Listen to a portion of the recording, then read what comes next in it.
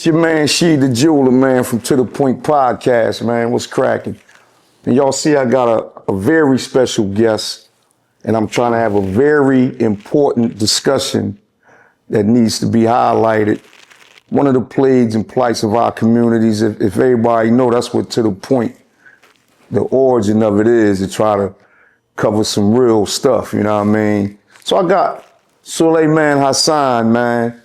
You know, I know y'all see him shaking and moving, you know what I mean? And he's really putting some good effort in bringing awareness to this drug addiction and things of that nature. And he has a lot of background, a lot of history, a lot of knowledge. And I would like to present that, man. Assalamu alaikum, Suleiman. Wa alaikum salam, rahmatullah. Alhamdulillah. Man, nice man. Listen, thanks for I've been trying to get you to sit with me, man. Thanks for having by me, the bro. decree of Allah, I appreciate it. And by the decree of Allah, we here, man. So I wanted to start like this here, right? Where you from? Born and raised? What was your upbringing like that? And we gonna keep it moving into the, you know. That's easy, man. I'm from West Philly. Okay. Grew up 48th in Paris. Okay. Spent a lot of time around there, close to Mill Creek, the great buildings, projects, right across the street from there. 46th Street. 46 and all that. Yeah, I grew up a lot of my adolescent years there. Right. You know, from there I moved. When I was 10, I moved over to like 44th and Chestnut. Cool. A block away from West Park. And I spent like all my, adult years, like that's my strip, that's my hood right there, man. But okay. How was it growing up in that demographic? How was it? Man, it was crazy, man. I grew up in the 80s. Right. You know what I'm saying? So like 85, 86, JBM was shaking and moving. Sure. I used to do like a lot of store runs for them. You know what I mean? Because at nighttime, they had different spots, you know what I'm saying? And one of the spots was called Roosevelt's back in the day, right there on 48th. And what's that, Fairmount? I want to say Fairmount. Right. Over there by Sister Claire Muhammad. No, Westminster. Right there, yeah. It used to be a steak shop. So late night, they shut everything down. The players come in, and I used to do like store runs for him. Right. So in that time, like, watching all them players, man, you know what I mean? It just did something. That was a heck of an era. Yeah, it was amazing. I was out in that era. It was amazing, man. Around. How old was you about at that time? I was about 7 or 8. Okay. So now you was a young lad. Yeah, I was young. But look, my mom, right? Because people used to always ask me, yo, how you out this time of night? See, my mom and her husband at the time, you know what I'm saying? Right. They got caught in that crack era. Oh, so I ain't had it wasn't no curfew. It wasn't no, you getting this out. Yeah, nah. that jurisdiction thing. Let me tell you, I'm glad you brought that up. Go ahead. Because we gonna get right in. The crack era, right? Right. I was a young buck when that first hit the fan, right? But I was old enough to do a couple things to peep what was going on and to indulge a little bit, right? So what happened was me and my gang was probably some of around my neighborhood, the first youngins to be able to touch and move the crack on that tip.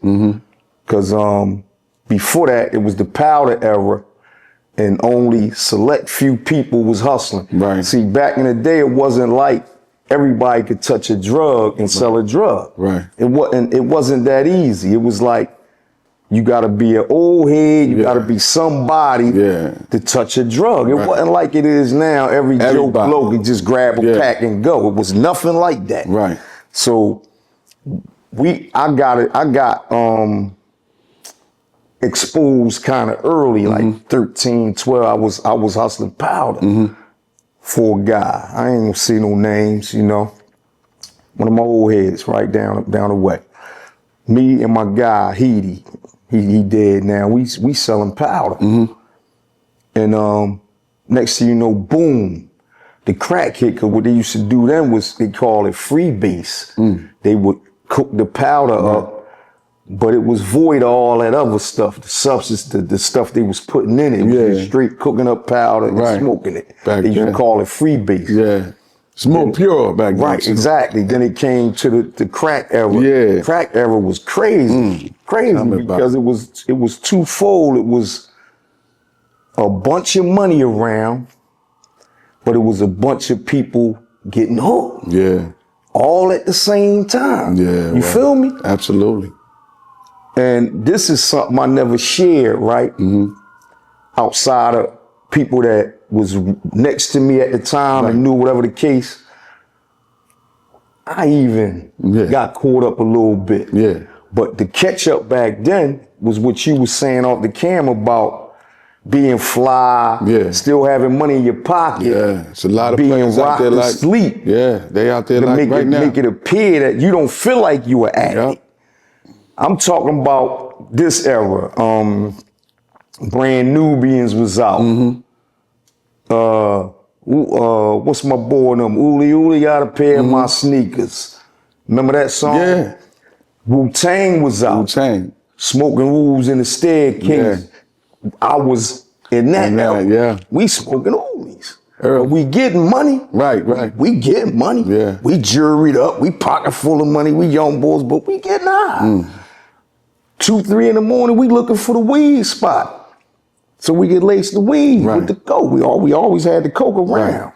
If the weed spot closed, we playing with a cigarette. You know, I got caught up, what I'm trying to say. And I was rocked to sleep thinking I wasn't an addict. Long story short, I delved and dipped in a lot of drugs. I went crazy on syrup and pills at one time. Oh man, that's, that was deep in the 90s.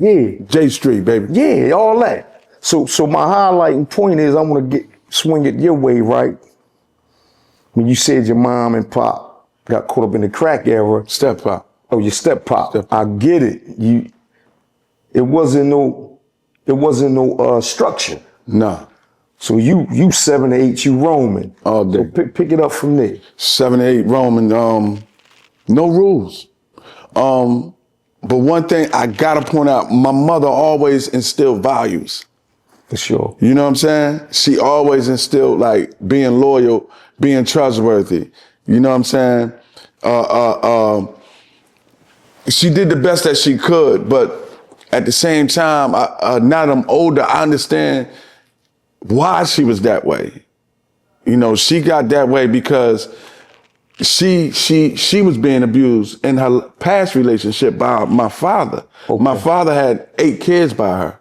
You know, I come from a home of 9 kids because of her boyfriend they wound up getting married and they wound up having another child. So she was putting, the drugs to cope with that. You know what I'm saying? Because prior to that, we went into a shelter. 1 second, sorry. Is your mic powered on? Yeah, I don't even know if I put it on. Yeah, it was green. Okay, cool. You just thought about it. Yeah, go ahead.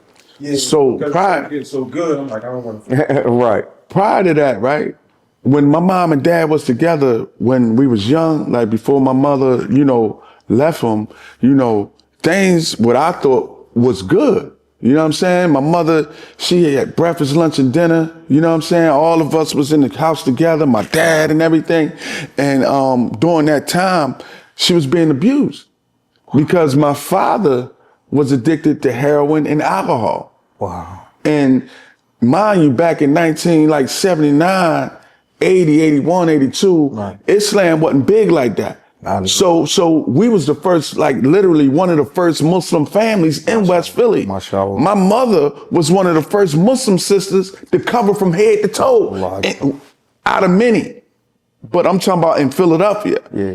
Back in 79, 80. She might have been one of the few families I saw floating. Right. My influence. Right. Because I used to see it was a family around my neighborhood. It was a husband, wife, and a child. Yeah, it was always here and there. Right. It wasn't like now. I'm talking about it stood out like a sore thumb. Right. To the point where every time I saw this family right. floating through, I was straightened up. Yeah. I didn't even know why I was doing it. Yeah. You get what I'm saying? I had no knowledge of the religion at the time, but it was an aura. They was bringing a certain aura, man. And it was like, whenever they came around, any dumb stuff I was doing, I straightened up for them. Yeah. I never knew why until Alhamdulillah. later on I started learning about the religion. It was heavy. So Yeah, alhamdulillah. So eventually my mother wound up leaving. And one thing about my mother and my Abu, because they both still living, they both sober, they both doing their thing. They always tell me tell my truth, because the truth will help somebody else. For sure. You know what I'm saying? The truth will, you know, some people, oh, you ain't supposed to tell. Nah, listen, I'm out here saving lives. Right, there you From go. my story. This my story. Yeah. So from there, we wound up going into a shelter among strangers. So when you say she left, what you mean? Like she just bounced on the family? She woke me and my brother up. Right. Said, listen, we gotta go. Okay. This was like early in the morning, because my dad went to work. He always worked. He went to work. She woke me and my brother up, said, yo, we gotta get out of here. Mind you, I don't know what's going on. You know, and we ran out the back door. We hopped the fence. All I can remember is dogs barking. You know, I'm scared. It's deep. I'm about 5 years old. I'm scared. Don't know what's going on. Next thing you know, we down police station. We're in the police station. Next thing you know, the cops go to my house, grab my brothers and sisters, and now we sitting inside the shelter among strangers. And all I could think about was what's going on and where's my dad. I was broken. That's a deep job, man. I was broken, bro. And that was the beginning of my addiction. Right there. Right then and there. And I ain't even used yet. Yeah, but I want you to expound on that, because you 5. I'm 5. So you say that in hindsight. Right. Meaning now you reflect and say, damn, my addiction started because then you didn't have the wherewithal. Right. And the capacity, the thinking capacity to put that together at 5, I would take. But you look back and say, that's where it started. Damn. Here's why. Because ever since that day, I've been yearning, desiring, fiending For something. for answers. Answers. Where my dad? Why we living like this? Why we got it so? Back then, I played video games to take my mind off of that. You know what I mean? Right. I start hanging with other kids that was just like me. You know, so speed it up to now I'm like 9, 10. You know what I'm saying? Right. I'm hanging with people just like me. The crack era, because we wound up moving to Southwest Philly. Everything was cool, you know, in this big house, you know. So now I'm like 6. So this is when I'm first hitting the streets, because my father kept us inside the house. Right. So I'm hitting the street. I never been outside. So Never let me been. ask you, your mom didn't have, I guess with that transition y'all was going through, she bouncing, running from the abuse. Yeah, she y'all ran get in the from that. shelter, then y'all put it back together. Y'all get a crib out Southwest, you 6, right? Yeah. And in between that time, did all those things was the same things that affected your mom in a negative way? Absolutely. pick up? I mean, absolutely. Right. Everything. Right. Everything, and the stuff that I know and the stuff that I don't know. Right. You know, because she lost her father when she was a young lady. You know, my grandfather had a heart attack. Wow. You know what I'm saying? Right. But back then my grandmom and my grandfathers, they was hustlers. Right. You know, grandma and grandpop had to speak easy. You know what I'm saying? So who knows what she went through? You know what I mean? Because a lot of stuff she tell us, That's a lot crazy. of stuff That's she the don't. story in most of our families. Yeah. In most of our families, that is the story. Yeah. But guess what's the one of the highlighting points to me? That when we young, we don't know what's going on. Nope. See how you say you didn't know your mom was being abused? That story is similar to my joint. I'm talking about the same exact. Mom, pop, married, right? Pop on heroin and drinking. Same joint. I'm listening to you and I'm winding it back. All of us living under the same roof, pop working for the city and all that. I don't know till I get 30 something years old that my pop was abusing my mom. Wow. From my because I'm the youngest. Dang. From my older siblings. I do remember one account that I walked in on. I was about 5. And my mom tried to shoot my pop in the crib. And the bullet went in the ceiling, right? And my pop fell out. And I was over my pop crying because I thought she rocked him. Yeah. You know, I'm a kid. I'm saying, oh, you killed my pop. But the bullet went in the ceiling. And that's the birth of trauma. And he fainted. I'm 5 years old then. Yeah. But I didn't know what transpired before that. I found out years later that my pop was abusing my mom to that extent. And it's like residue that keep carrying on, like you say, from generation to generation of trauma that leads to these things that we try to look for as an escape. Right. These fucking drugs. Yeah. You feel what I'm talking about? Absolutely. So it's like a generational curse, so to speak. Absolutely. So go ahead. So you hit the street. That's where we at. Hit the streets. I started hitting the streets about 7 years old. I'm in the streets, no curfew, running around, you know, getting into trouble. And we moved from 48th, because I'm gonna jump around a little bit. Yes, sir. So when my mom left my pop, we moved to Southwest first. You know, this is before I initially hit the streets. She wound up meeting my step pop, and then we went from like a 7-bedroom house. Mind you, my mom had 8 kids at the time, to a 4-bedroom house on 48th and Parish. And then breakfast and lunch and dinner just went to breakfast and lunch and eventually just dinner. You know what I mean? And we didn't know what was going on. My mom was standing in the room all the time, and the whole time she battling her addiction. Dang. You know what I'm saying? It was some days I didn't see my mom, because she'll be in the room, but she'll talk to us. But the days that she was sober and clean, she spent a lot of time with us. I'm not throwing my mom under the bus. No, my mom always tell my story. Yeah, So the day she was clean, she was, loving, caring. You know what I'm saying? So just getting that some days and some days you don't was trauma within itself. Yeah. On top of my dad just being gone, period. You know what I'm saying? Right. Period. And my dad knew where we was eventually. Gotcha. Because the crazy thing, the second house that we moved, the 4-bedroom, he worked right across the street. Wow. So imagine, imagine you seeing your dad, but he ain't playing no role. He ain't blending. No. But eventually he slowly started, because he wound up getting another wife. Okay. And he moved around the corner. Gotcha. So we started going over there, but it was still like, as a child, you don't know what's going on, man. A lot of trauma on top It of was trauma. a type of trauma. You see your pop, but he ain't blending. He ain't being pop. Right. See, that was different. My pop bounced, and I ain't seen no. But he still was using. Got you. You see what I'm saying? He still was using, though. Got you. So both parents using, and I had to find my way. Right there. Did you, after having your own experience, right, and whatever, we're going to get in your experience, but right there, did you sort of empathize with your mother and father's situation? And secondly, did you excuse them because of it? What? As a child or now? Now. Absolutely. Okay, cool. Absolutely. What? Yeah. Yeah. You understand I now what understand it it was completely, going through. man. I understand it completely, and that's why I praise my mother so much, man. Right. It brings tears.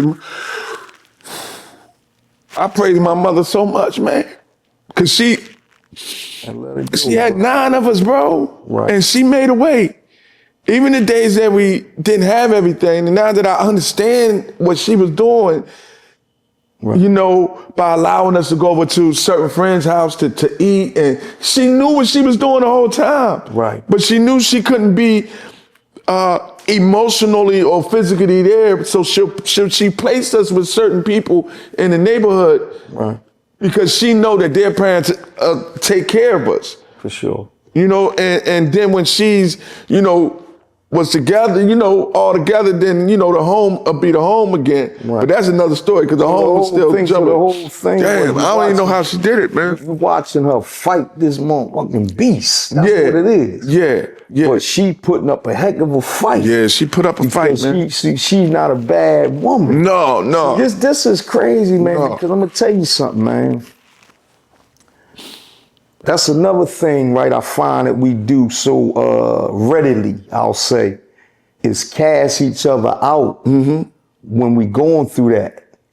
It's like when a person get addicted to drugs, they only peers and their only support system starts to be the people with the same addiction. Right.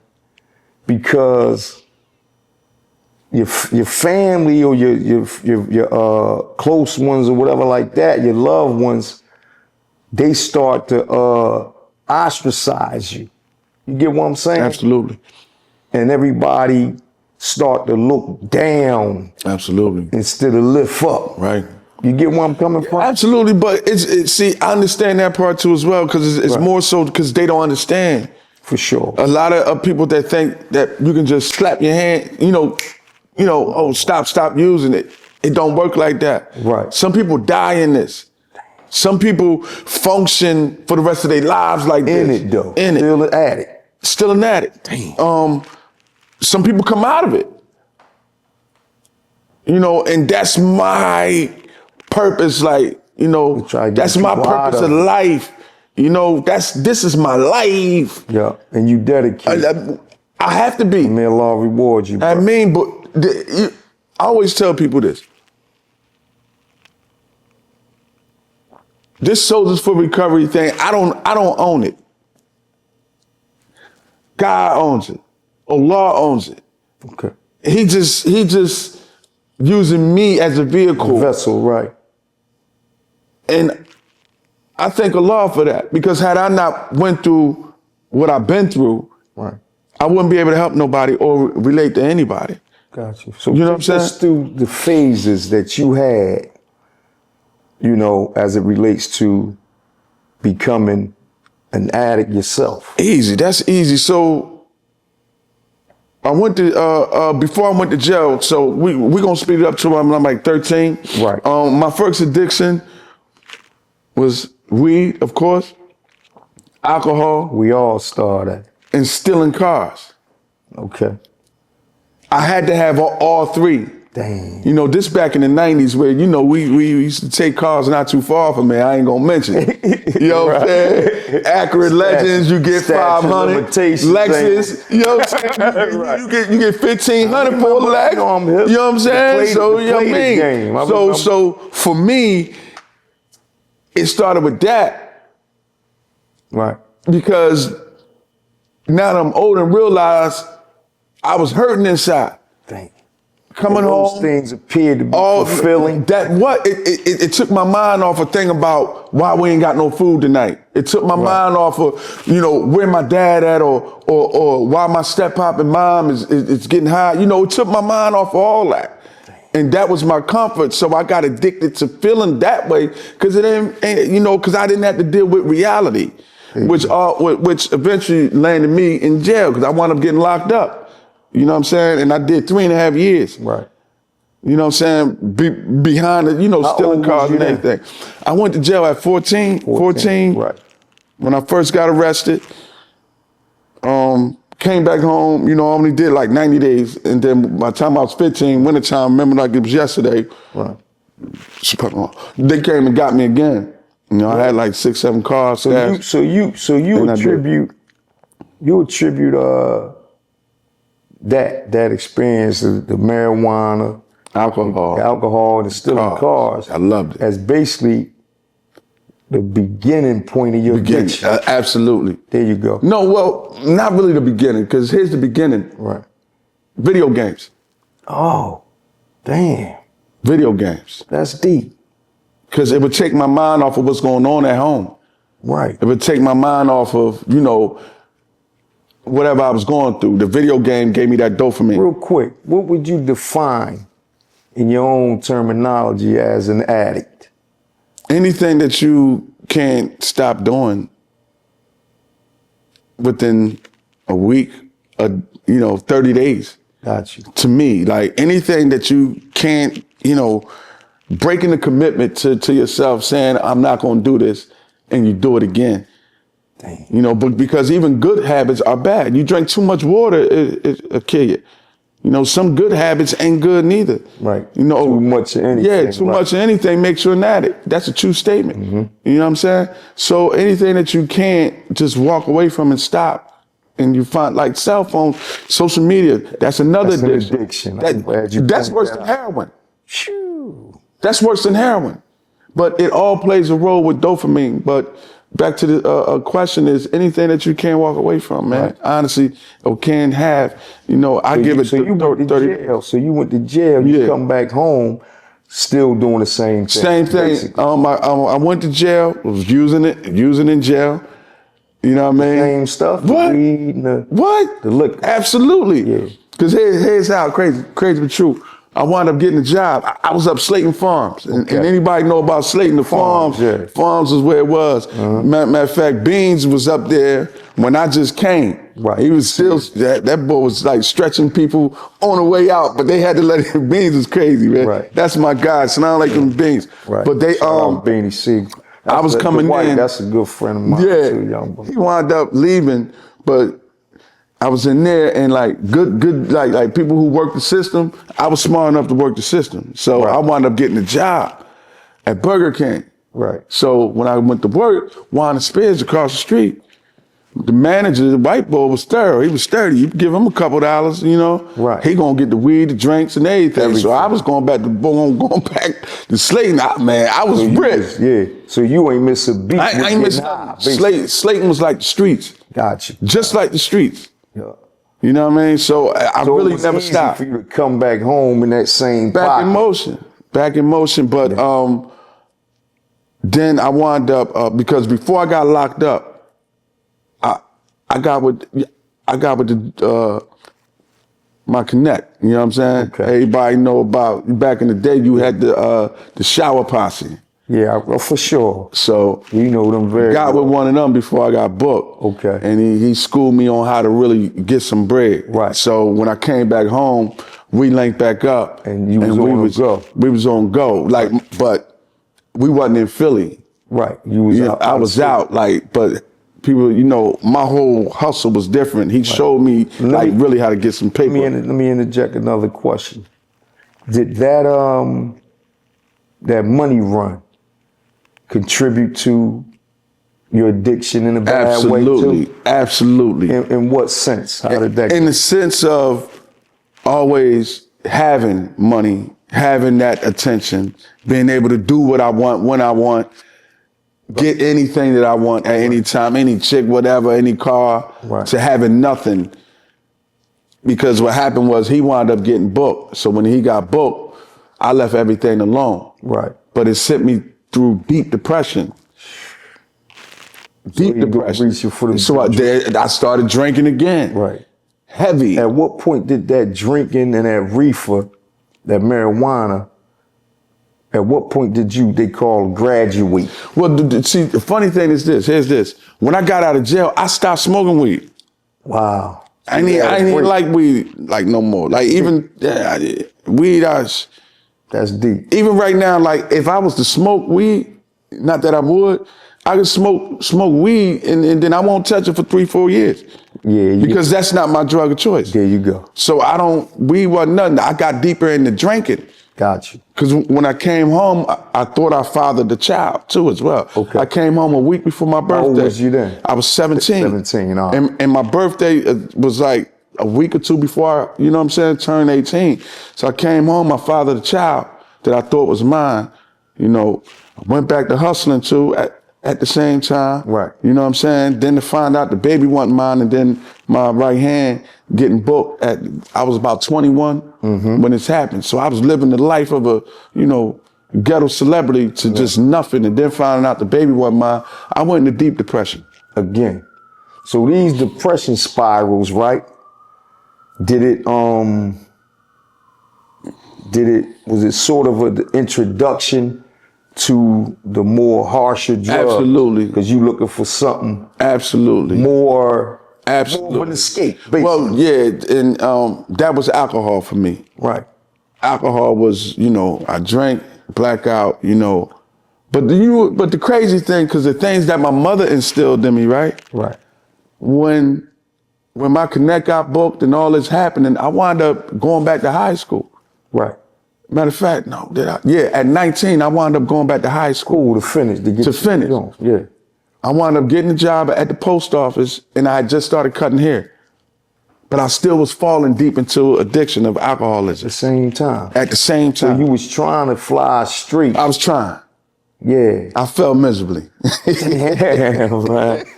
So at what point did you go straight from alcohol to the harsh shit, or it was Okay. in between pit stops? Well, after... Like for me, I'm gonna say for me, What?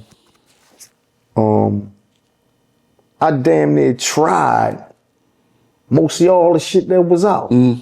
You know what I mean?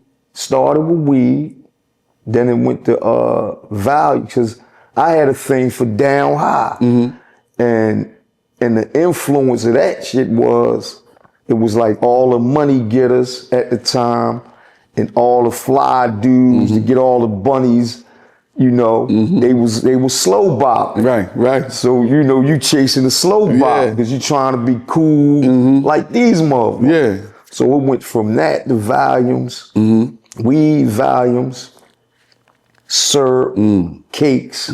Cakes. I done fuck with dust. Yeah. I ain't like dust. Yeah, I had a dust run. I done had... Yeah. Like I had my share of that Yeah, shit. yeah. But see, that's why I wanted to highlight that I never thought I was an addict, right? Yeah. And because I had whatever they call, I'll say they call it a strong will, meaning that I could, if I just want to stop doing something, I just stop doing it. That's the I used to biggest smoke lie. cigarettes, all that. Yeah, But it yeah. been so long that a motherfucker probably don't even remember or look at me like, you smoke cigarette? Like it was so many years ago. But I tried all that shit, so that's what I'm saying. But I never deemed myself to be an addict because of my, I'm gonna stop saying because of the grace of Allah that allowed me not to become that type of addicted. I would just stop shit. Yeah. You get me? Like easy, like I'm cool off that, cool. So I would say I never really got hooked on shit. But I dipped and dabbed and all that shit, man. You feel what I'm saying? Yeah. I remember one time I sniffed some heroin on 2 occasions. I'm running with a homie of mine. Goofball, neighborhood goofball. We's out there going crazy, taking money. And, for everybody, I ain't mentioning no names. Yeah. But we running every day. We fly. We pocket full of money, and he break it out on me. Yeah.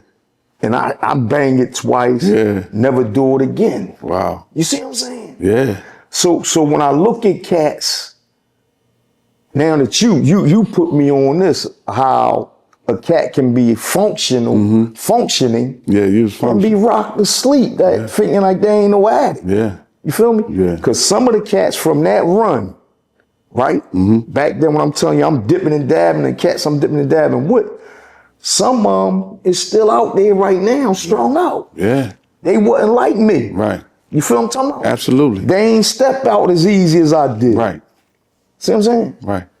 So I want to tap into you about the different mindsets Okay. as it relates to an addict. Why for some people is like me, I can indulge in the same shit and I could back up off it.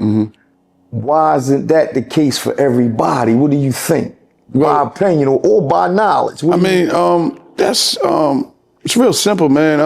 God created everyone different. Okay. For some people it's easy because it wasn't really never their thing anyway. throughout my years of experience, like 10 years of being on this side of the ball, some people that have more trauma, it's harder for them to come out of. Okay. It's harder for them to step away because there's always something that can trigger them. Maybe you didn't have so many triggers. Maybe, maybe when you first started, it wasn't because of something that tragically happened. Right. Like when I went to it, it's because something tragically happened. Like I'm coming home, this trauma. Right. That's your thing probably, good man. analogy. Let me just, real quick, so it wasn't never your thing. That was a good analogy, bro. It wasn't never your thing. Because so you're right in that sense. Yeah, in that sense. I wasn't doing it because of no joint like that. It was a recreation type shit. Yeah. But for some people who start out recreational, they get caught up. They get caught up too as well, because then they go through some experiences and they make that their go-to. Like you may experience something, say, something, I'm not even gonna use nothing until I get my head right. And then a person like me, right. I'm gonna say, shit, I gotta go get high to get through this. Right. You know what I'm saying? Gotcha. So my point is everybody's different. Okay. Everybody is different. I know some people, my father, matter of fact, man, he's a guy, his last run was like 20 years ago. Right. With drinking, right? He just stopped. Just stop. He just stopped. Boom. Cold turkey. Done. But that's how Allah created him. Got you. You know what I'm saying? But for me, I needed rehab. Right.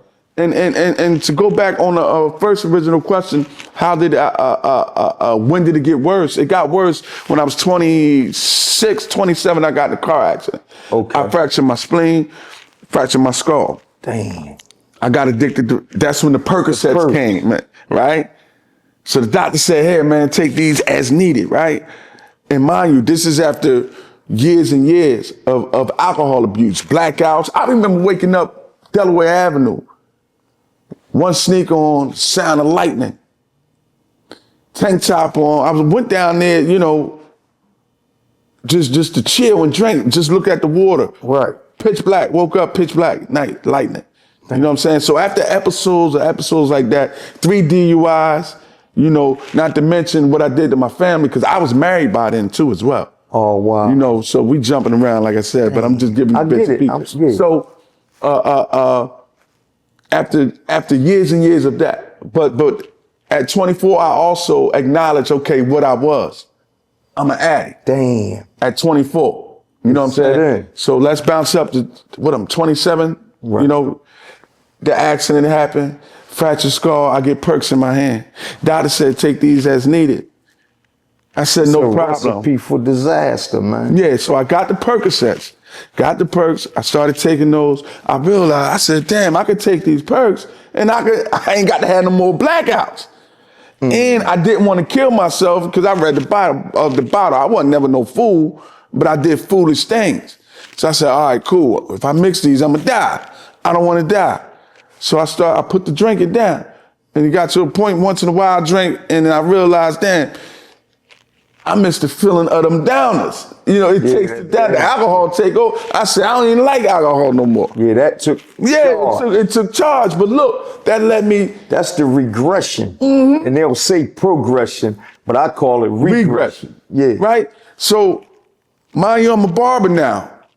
So I had clients that was getting perks for nothing. I cut their hair, I'm getting a whole script. Right? So I'm doing 512s, right? I'm doing about 8 a day. 8 turned into 20 a day, right? And then 20 a day turned into taking 20 at one time. I built up my tolerance that much. And I was taking them 25 12s at one time, 3 times a day. But this ain't happened in 1 year. It took years, right? To build up. So by time, 27. So after 2 years, my tolerance was high enough, right? Because I would always take more and more and more. Right. Then I found out about the 10s. Then I found out about the 20s. Then I found out about the 30s, the 40s, right? Then by the time I was 33, I was taking 8 to 10 Oxy 80s, right? No, matter of fact, no, not 33. I was, so that's 28, 29, 30. By the time I was 30, I was taking 8 Oxy 80s a day. Damn.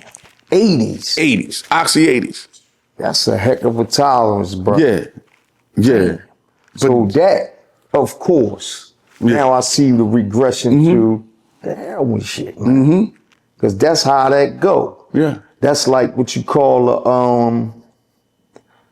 the tartib in Arabic. That's the order. Right. That's how I go. Right. I go from this to this to this to this. Yeah. So you get on the heroin at what age? 30. 30. After those 80s, because how far can you go with that? How far can you go? So man, I'm going ahead. Yeah. You want to know that story? Let's ready? go. All right, so here you go. But when I was 20, by the time I was 29, my coworker cousin, my man, my friend of me, that's what I'm gonna say that. Damn. He used to crack on me. You know, yo, man, I'm telling you, spending too much money, man. I got something for that. So every time he come get his hair cut, right? He be like, yo, what's up? Like, man, you spending too much money. Enticing shit. Right. So one day my pill connect went out of town. Right. You know what I mean? He come in. There you go. I'm in there cutting. I remember like it was yesterday. It was a Sunday, because I used to do a half a day on Sunday. You know what I'm saying? I'm there 7 to like 12, 1, and I start sweating. And I ain't know what this was, because I never really experienced withdrawal like that, because I always had money from cutting hair. Damn. So I'm sweating, I'm shaking. He come in, he sit down, he look at me. He said, yo, I see you going through it over there. And I'm like, I'm all right. He said, I got something for that. I'm like, no, because I already know what he's talking about. I'm cool. So once he said, listen, once he said, I got something for that, and I said, I'm cool. I turned around, put the clippers down. I said, come on, let's go outside. Just like that. Just like that. You wasn't cool. I wasn't cool. Right. So boom. He said, look, and all you gotta do is this right. I said, listen, man, I don't do no needles, and I'm not, you know what I'm saying? Cause I'm thinking about movies, you know, Pookie and them, they up, man. I'm like, they like, no, all you gotta do is just go in the bathroom, snore half of the bag. I went in that bathroom. And that was it. What? I divorced my wife, my kid, again, just from that bag, right? Cause we done got, you know, I left a lot out. You know, drugs I divorced ain't cool, that. I hope these people really I listen divorced to this my shit. wife. I divorced my kids, my mother, I divorced life. After that. What? I came out that bathroom. It was my life. a wrap. It was a wrap. I got off work that day. I said, take me where you got that shit at. Where you got that at? So, light bulb in my head. This is great. I ain't got to spend $300 no more a day. And it was a good idea. The plan, listen, the shaitan is vicious. It worked out well for about 3-4 months.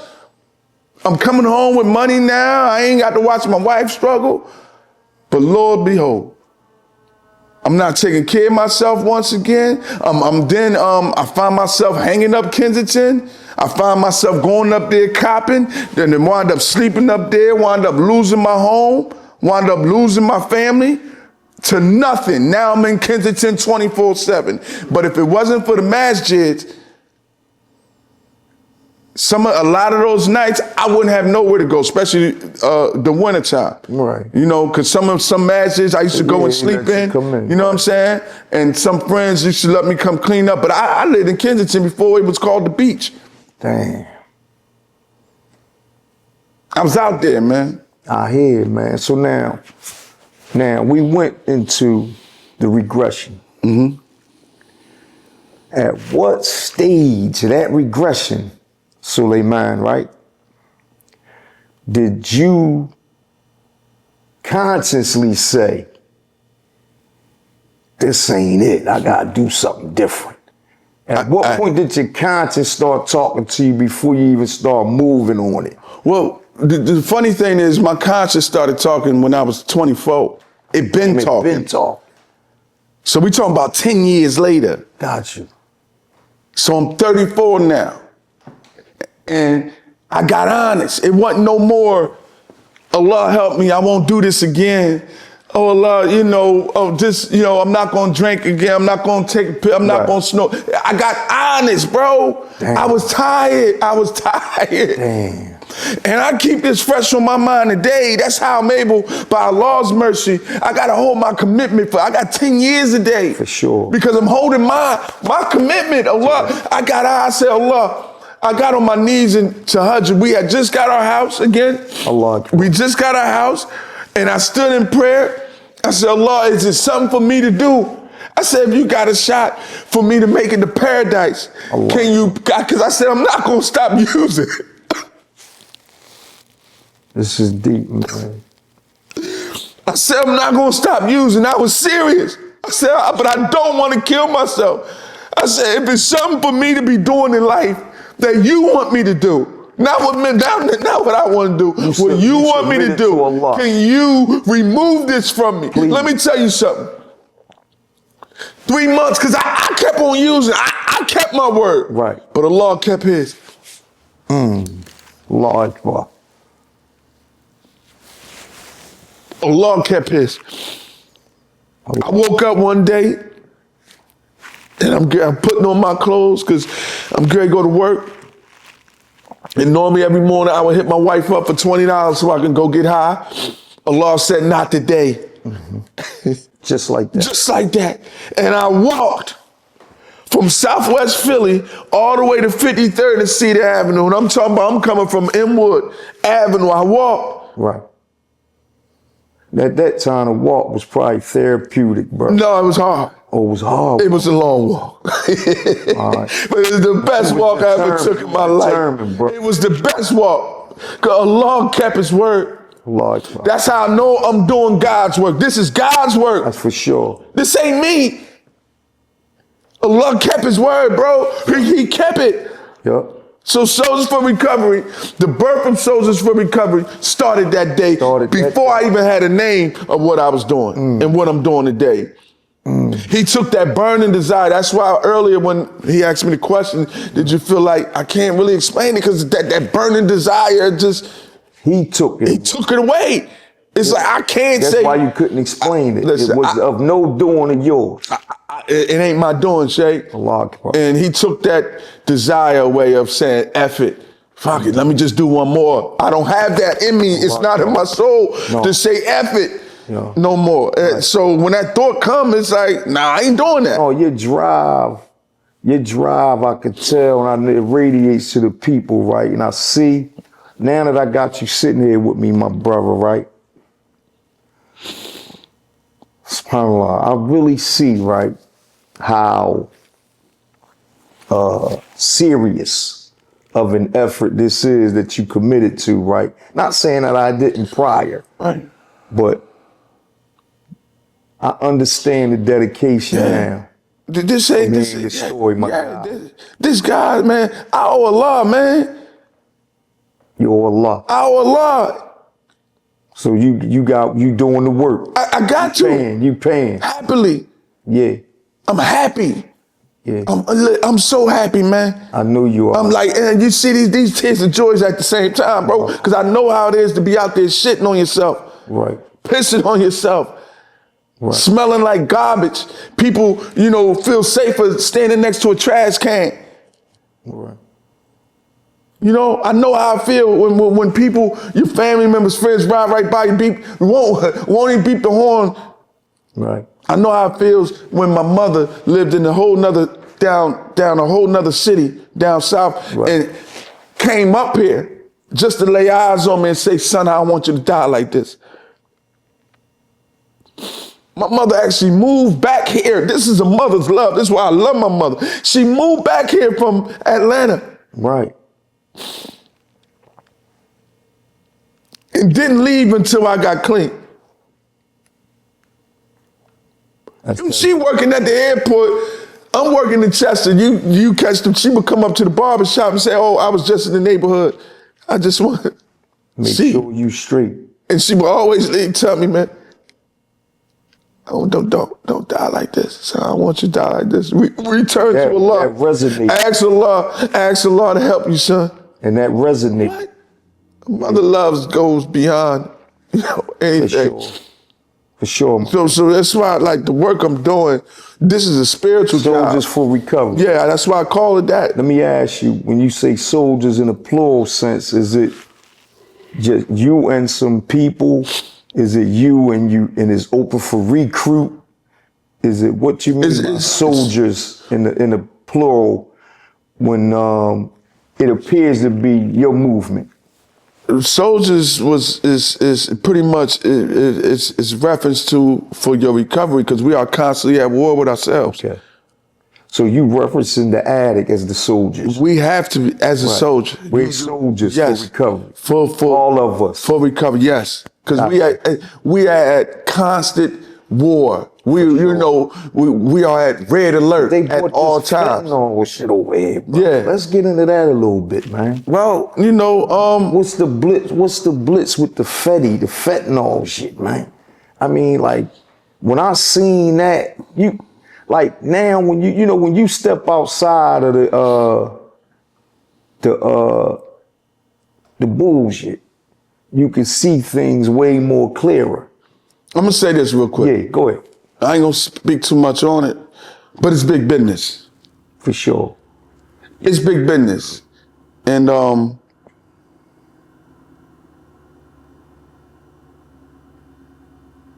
it's over our heads.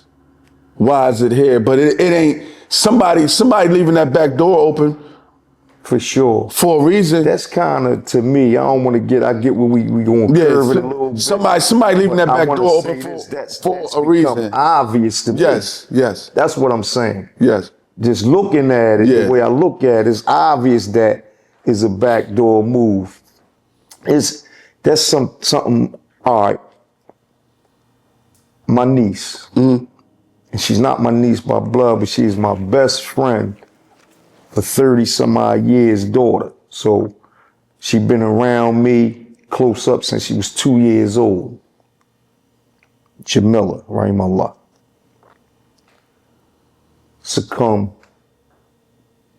to that, right? A few years back. Sorry, you wouldn't even like expect this, like, this what I mean by the modern day addict is different from the latter day addict to me, because I believe, and this is one of the main reasons I want to have a discussion at this level with you, for the public eye, because I believe that the way they perpetuating it is more evil than the shit itself, as it relates to making it look cool through the music. Your top rapper keep throwing out there how many perks he taking. And you get what I'm saying? Absolutely. That shit right there is evil to me, bro. Because what's happening is, the influence that our culture has. Right.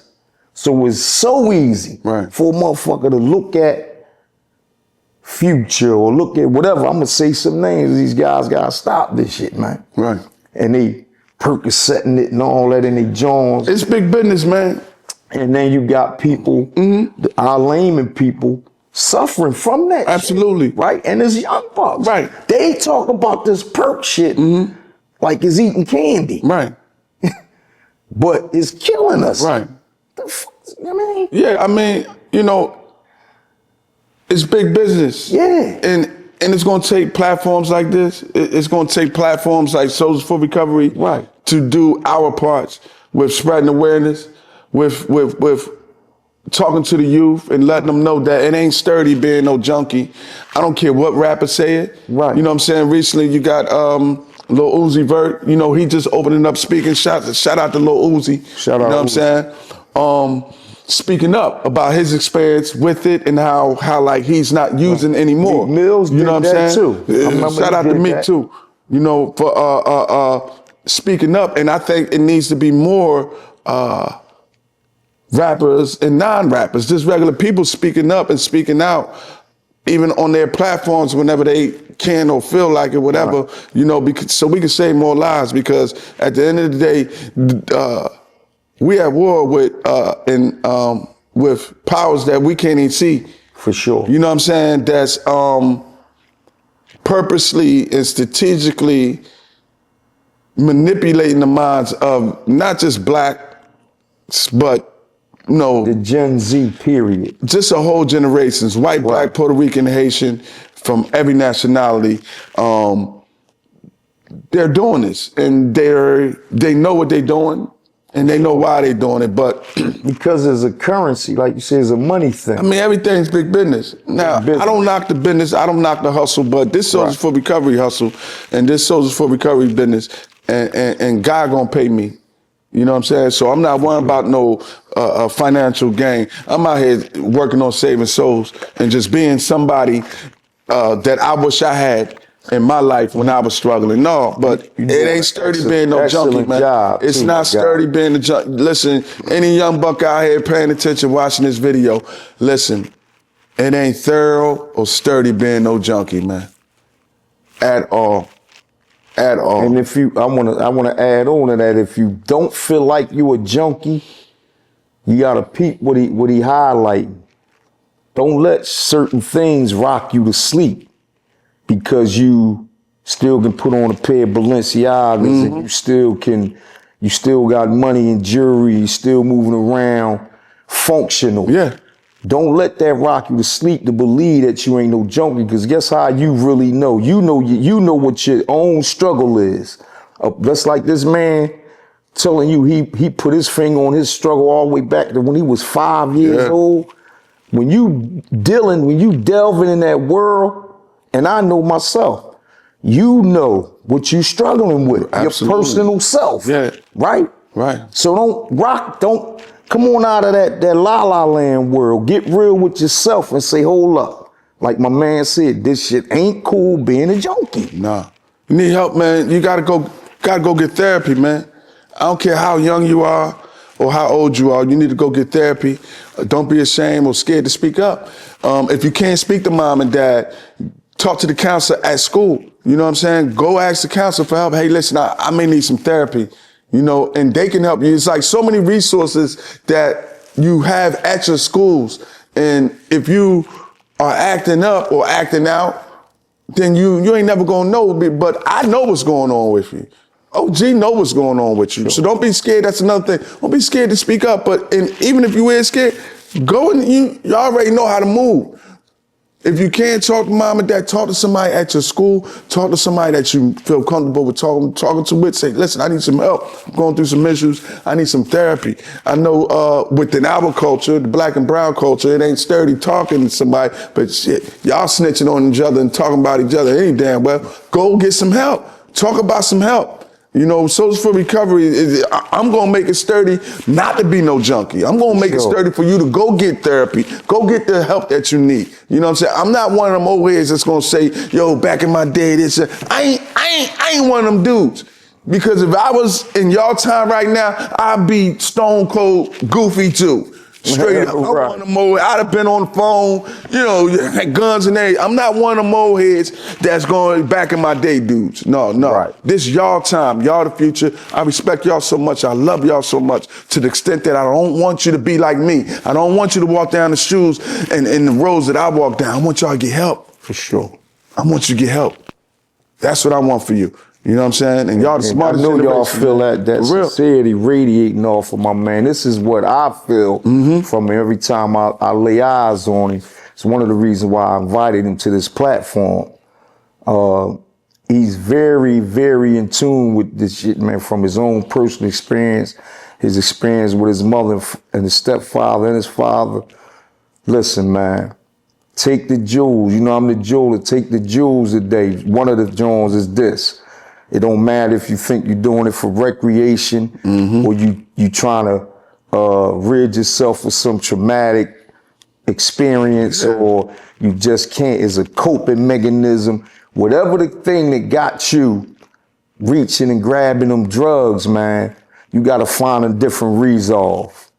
You got to find a different resolve. There's all kind of different therapies in life and things you can do. You know what I mean? To fill all those gaps I just mentioned. You feel what I'm saying? Absolutely. And I want to jump on here real quick, man. For anybody that is struggling, right? You know, just to let people know what I'm doing today, you know, and you don't have to accomplish these things at 45 years old. You know what I'm saying? You can do stuff now. I'm a published author now. You know, my book is on Amazon. It's called Rising Strong. Okay. It gives you a little brief story about my life and how I overcame addiction. You can go on Amazon, find it at Amazon? and find it at Amazon. It's called Rising Strong. Right. And it's also a self-help book. So in the back, you can write down some notes. You know what I'm saying? Cool. You can write down some things that you may be struggling with, which can help you sometime get through your dark days and dark times. On top of it, Yeah. I start college next in January. Do you? Oh, my, applaud yeah, you, I'm my going God. for behavior science. Now, why am I going for behavior science? I So I know. could be more of an educator in the field that I'm in. For sure. So I can help you and be able to understand you more. I want to be more of value to my community For sure. and others because right now I'm just an Instagram guy. No, I want to become more. You know what I'm saying? And why am I saying this? I'm saying this because you don't have to wait Right. to be 45 to do it, but at the same time, it's never too late. Because like I said, when I made a prayer and I asked God, asked the Lord, what am I supposed to be doing? Right. He answered. Look Oh, at God. And on top of it, one more thing, I got a program already running at the One Day at a Time program. Right. Shout out to my family at the One Day at a Time program, Mel Wells, man. You guys, what's the name? Is it a specific name of the program you got going on? all must change. All must change. All must change. Good money. It's an 8-week program. Right. That was designed by me. It was designed by me, my 7th grade teacher, Right. and another colleague. They all PhDs. incorporated it in the like the rehab places and stuff. Absolutely. You trying to get it to spread further, like It will. like the God willing, 12-step inshallah. thing. and No, all not that. so. This ain't 12 steps. No, I'm saying is it to serve a certain purpose, the same type of purpose. It's on the same lines, but it's Right. more so designed to serve the trauma. Okay.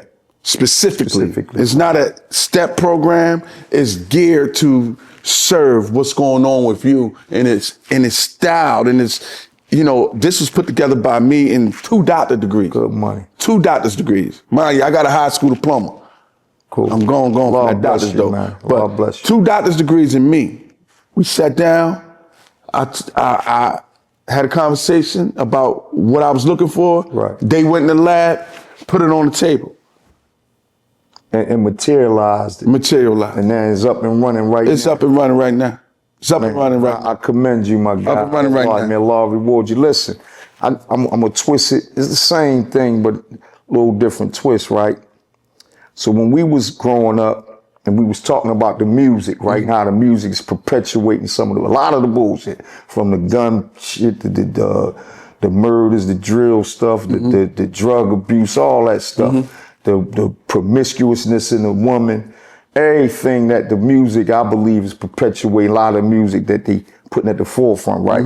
When we was growing up, we had a joint called Self-Destruction. I remember that. It was a collaboration of all the top artists, and they came together with the common effort of trying to offset some of this bullshit in the community. Right. They made a song called Self-Destruction, positive joint, right? And I always think that it's something like that needed now. So I'm gonna ask you this question in closing, right? If you was designated to put together a 2024 self-destruction, what artists would you pick right now to do it? What rappers, what singers?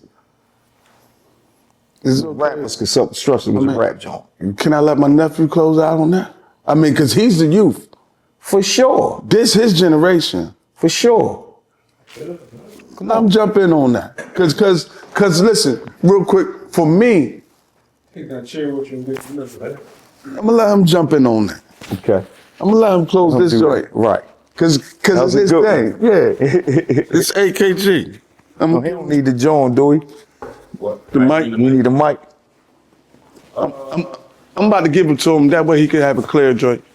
Unless I want it to be clean. Or you gonna edit it? Yeah, I'm edited it. should I give him this one? Yeah, just take the whole clip. This you can read that on your hand. Yeah. Just see the clip at the bottom. Take it out. This? No. The other piece on the bottom. You don't gotta take that part out of your hand. Leave that right there. Yeah, see where is that That's over in your there? pocket.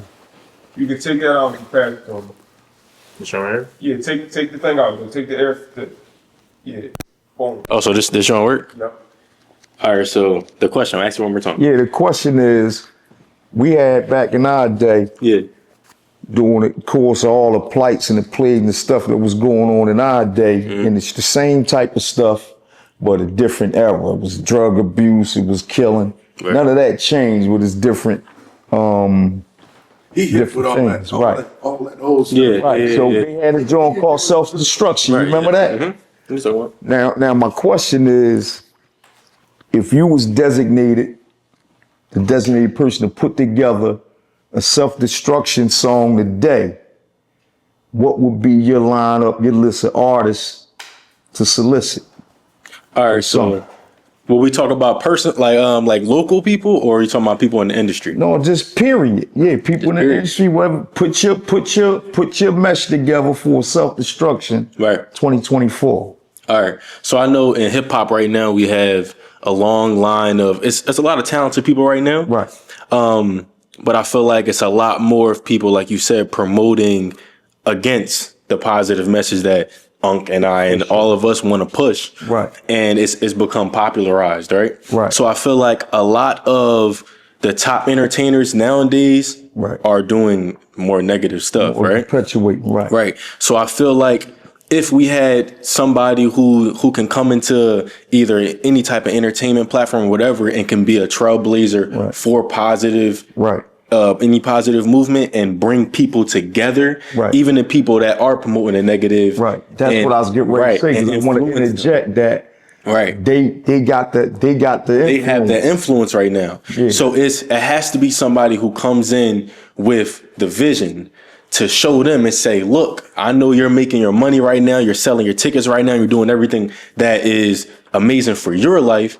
But you have to also understand that there's a 12-year-old sitting in the living room Looking right up to now, you. looking up to you, looking on his TV saying, I want to be like him one day. Influence, right. Right. So like they say, with great power comes great responsibility. There you go. So I know in my generation is J. Cole, Kendrick, and Drake, and all those people like that, right? Right. But I know under me, Hold on. You said 20. 20? You want 20 people? No, not 20. Just however, just your a couple- mesh. right. That's your So I mesh. know it's them, but for my little brother, it's a lot of other people coming drill up. bulls It's and all. drill bulls and all that. But I know in my city, it's a lot of good people out here who are putting out a good message. Right. We can talk about even talented young people like Lay Banks. Right. We got people like Too Rare. Right. We got people like we can even name even more local people like KP. Yeah. We could talk Right. about Feast Banga. We Right. could talk about it's a boy, I think his name is Qua. Right. And they're front line in Skrilla. Right. Skrilla. Yeah, Skrilla. a real pop, you know. Yeah, right, Right. Right. So if Skrilla, that's Shout out my Skrilla. man. That's young. Yeah. so if we're I'm gonna talking try to about get him up here too. yeah, that'd be good. Yeah, that'd be good. So if we're talking about and myself, Right. who's somebody who is very invested in the psychological of and just the minds of the youth and trying to influence All them right. to So look now, better. Right. so now, put a few more on there. That's like you said, Up there. top notch. Right, right. So if I was Make a talking mix. about just Philly, that would be the list. Right. But if we're talking about worldwide mix it up, impact, right. and right now, I would say, we definitely need Cole. Like Mm-hmm. I said, we definitely need. We could do. See, it's weird because see, it's a lot of politics and rap right now, so it's hard to Think even put about people that. together. Think about this key element. Yeah. Think about this key element here because when they made self-destruction, right? Yeah. It was a melting pot of cats, like you saying. Right. But they was going to war back then, too. Right. All of them was That's what I'm saying. So it's like, And especially now. everybody wasn't on positive vibes Yeah. back then either, but Yeah, that's right. they came together on that common goal. Right. So that's why I want you to step out the got you. box. I got you. Think about who you think would be the most influential I think- that could do it, that they'll listen to. right now, Yeah. I would tell you that Lil Durk, Yup. NBA Youngboy, even if they even got on one song and spoke about something Self-destruction. positive, Yeah. that would because the youth nowadays, when they take sides of certain rappers, Right. they hate the other side. Right. So if it was something positive as two people who are labeled to be against each other Right. coming on one song and speaking a common like cause, Right. that's something that's positive. That'd be It'll impactful, right? Dirk, Yeah. NBA Youngboy, if we got G Herbo, if we got Lil Baby on the song, we got Gunna, we got Gunna. Any of these just young come on, brothers, they hit and then you can mix it up self-destruction, with Lil Meek Russell, Mills and all Lil Russell, who started in his Yeah, mix up backyard. Lil Russell. You see it like he said, a 20-man squad. Definitely. How many was it on self-destruction? Like 20, 15 people? 10 to 15. Yeah, something like that. It was heavy. Yeah. It'll be so perfect, but it has I'm to gonna keep be. it real with you, right? I say that I'm gonna start throwing it out there. Yeah. Cause that's one of my joints I'm planning on trying to pull off. That'd be It's gonna man. happen. It got Yeah. to. It's gonna happen. Yeah, trying to pull that off. We ain't speaking. Listen, matter of fact, we ain't using the word trying. We Inshallah. Oh, yeah. And we gonna do the work. There we go. That's all we gotta do. There we 'Cause go. trying, for me in my vocabulary, that don't even exist. I don't even use that Right. word because ain't no. It's it ain't do. It's Bismillah and do. Inshallah. Yeah. There you go. MashaAllah. Yeah. Yeah. Well, listen, man. No, go ahead, finish. I want to hear what you was gonna say. Oh no, I'm done. I was just saying that was. No, that was the closeout right there. I wanted to close out with that, John. Listen, man, we knocked another one down, man, to the point this was a real good one, real beneficial, real informative, real serious, John, that needed to be had. I really appreciate my guy, Wallahi, Thanks for having coming me. to sit with me, man. Anytime. You hear me? Yes, sir. And we could do it again, you know what I mean? And appreciate you gonna come back and holler at me too. This your boy She the Jeweler signing off, man. Did you give him all your domains and stuff where to find you You at? can reach me at Soldiers for Recovery on Instagram. Right. You can always DM me if you need any assistance. I'm very discreet. You know, I work with a lot of people. Some people you know, some people you don't know, and some, you ain't never gonna know because I'm never gonna say nothing. So I don't care how old you are, young or old, you can always DM me. You know what I'm saying? And I can get you some help, get you into treatment. I send people to Florida. I send people to Atlanta, free of charge as well. My website is, what's my website? I don't forgot. socialforrecovery.org. Yeah. Okay. You can find my website there. That's if you want to book me, because I also speak to the youth. I have the Healthy Mind, Bright Future tour going on right now. You can always go to my website and book with me that way, or contact me through Instagram as well. Okay, gotcha. My book, it's called Rising Strong. It's on Amazon right now. You can go right there. Go get that. Purchase the book. You can learn a little more about myself, and that's it right there. You heard it, man. You heard it here, man. And to the point, man. We signing off with another one.